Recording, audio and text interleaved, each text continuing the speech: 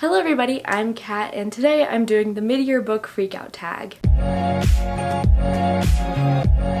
This is a tag I've done, I want to say since 2017, so this is my fourth time doing the tag. A lot of people uploaded it a few weeks ago, so I'm a little late to it, but nonetheless, still doing it. This is one of my favorite tags to do every year because it kind of makes me put into perspective all the books I've read and how much I liked the books I read, how much I didn't like. And putting together the tag this year was so different from the past few years because I realized a lot of the books I read this year I actually really enjoyed, whereas in previous years I disliked and was disappointed in a lot of the books I read. So yeah, without further ado, here is the tag. So the first question is, what is the best book of 2020 so far? And for me, this has to be The Wicked King by Holly Black. This is the sequel book in the Folk of the Air trilogy. It kind of blew my mind, not gonna lie. I had a blast reading it. It was so fast-paced and so well executed, and I appreciated it so much. I loved every second of it. The next question is best sequel you've read this year, and I feel like it would kind of be cheating if I said The Wicked King because I already put it down for my favorite book of the year. So obviously it's The Wicked King, but I have another answer, and I'm gonna go with Winter by Marissa Meyer. I finally read it, you guys. This is the fourth and final installment in the Lunar Chronicles. I enjoyed my time with this book. It was so much fun. I'll talk about it more in a future wrap-up, but I loved reading this book a lot. It was just so much fun. So I'm going with Winter for best sequel. The next question is a new release that you haven't read yet but want to. And for this I have Boyfriend Material by Alexis Hall. I've been excited for this book since, I don't know, like the beginning of this year. It has an adorable cover. It takes place in London. You don't get better than that. And I'm really excited about this. It's about the son of rock star parents, and he ends up in a scandal and ends up having to fake date someone to kind of protect his reputation. So it has the fake dating trope. It just looks so cute. This is definitely a new release that I haven't read yet, but I definitely plan on picking this up very, very soon. The next question is your most anticipated release for the second half of the year, and for this I'm going with Smash It by Francina Simone. So many people have loved this book and it makes me so excited to pick this up, and I love the cover of this. It just has an adorable cover, and Francina Simone is a booktuber herself. We gotta support our fellow booktubers, you know? And I'm very excited to read this book. Once it comes out on shelves, I'm gonna be picking this up and reading it. The next question is, what is your biggest disappointment? I haven't read that many books that have disappointed me or that I really didn't like, which is a first because normally I roll the montage right about here. But this year it was so surprising because all the books I've read this year I've pretty much liked, but this one book disappointed me. And I just want to clarify that I didn't dislike the book, I was just let down by it. And that is Paper Girls Volume 6. This is the final installment in the Paper Girls series. Boy howdy did it let me down. The ending just went to a place that I didn't think it would go. I was really disappointed with how they chose to wrap everything up because I thought it would have a more epic ending than it did, but it didn't. The next question is, what was the biggest surprise book that you read? A book that you read that genuinely just surprised you. And for that I am going with Broken Hearts, Fences, and Other Things to Mend by Katie Finn. I talk about this in my Chick-Lit-a-thon vlog, how much I enjoyed reading this book. It definitely surprised me because part of why it took me up until this year to read it was because I was afraid it wasn't gonna be good, but it was so good. I mean, of course, it is a YA contemporary. It does play upon, you know, classic tropes. It's very predictable, but that didn't take away from how much I enjoyed the story. And I love it when books are like that. You can see the ending coming from a mile away, but it doesn't take away the fact that I enjoyed it so much, and books that are like that are like top tier for me. The next question is, who is your favorite new to you author? And for this I have to go with none other than Casey McQuiston, who wrote Red, White, and Royal Blue. This is their debut novel. It was as cute as everyone said it was. This was another kind of a surprise for me because normally books that are really overhyped I end up not really enjoying, but I really enjoyed this one, and I'm definitely looking forward to picking up more of their books in the future. This is their debut novel, and I know that they're releasing a new book next year. I'm looking forward to that one because this one was just a blast and I had a lot of fun reading it. Okay, so the next question is newest fictional crush, and even though I did technically reread Lady Midnight this year, I'm not going to say Julian Blackthorne even though it's Julian Blackthorne. But I will say that I kind of have two this year, but you know, I don't know. I'll have to explain. So the first one is Carden Greenbrier?